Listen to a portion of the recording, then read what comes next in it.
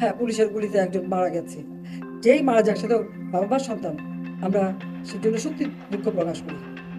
এবং তার বাড়ি রংপুর পীরগঞ্জ, ওখানে আমরা যাতে তার কাফন দাফন সবকিছু ব্যবস্থা করে দিয়েছিলাম। ছাত্রলীগের প্রধানমন্ত্রী শেখ হাসিনা বলেছেন, রংপুরে বিসি দোতলায় মিটিং করছে, সেখানে প্রক্টর এবং বিশ্ববিদ্যালয়ের সবাইকে নিয়ে। সেখানে আগুন দিয়েছে, গাড়ি টাড়ি তো পুড়েছেই, বাড়ির ভিতরে আগুন দিয়েছে। পুলিশ যখন উদ্ধার করতে গেছে, পুলিশের ওপর হামলা করেছে। হ্যাঁ, পুলিশের গুলিতে একজন মারা গেছে। যেই মারা যাক, সে তো বাবা মায়ের সন্তান। আমরা সেজন্য সত্যিই দুঃখ প্রকাশ করি। শুক্রবার 26শে জুলাই সকালে ক্ষতিগ্রস্ত বাংলাদেশ টেলিভিশন ভবন পরিদর্শনে গিয়ে তিনি এ কথা বলেন। প্রধানমন্ত্রী আরও বলেন, তার বাড়ি রংপুরের পীরগঞ্জ, ওখানে আমরা তার দাফন কাফনের সবকিছু ব্যবস্থা করে দিয়েছিলাম। চলমান কোটা সংস্কার আন্দোলনে রংপুরের বেগম রোকেয়া বিশ্ববিদ্যালয়ের বৈষম্যবিরোধী ছাত্র আন্দোলনের অন্যতম সমন্বয়ক ছিলেন আবু সাইদ।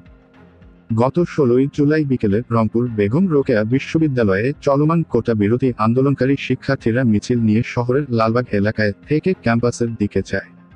এরপর ক্যাম্পাসে প্রবেশের চেষ্টা করলে পুলিশ ও ছাত্রলীগ তাদের বাধা দেয়। এক পর্যায়ে পুলিশের সঙ্গে তাদের সংঘর্ষ বাধে। পুলিশ শিক্ষার্থীদের লক্ষ্য করে রাবার বুলেট, টিয়ার সেল সহ কয়েক রাউন্ড গুলি ছোড়ে। ত্রিমুখী এ সংঘর্ষে মিছিলের সম্মুখে থেকে বুক পেতে দেওয়া আবু সাইদ নিহত হন।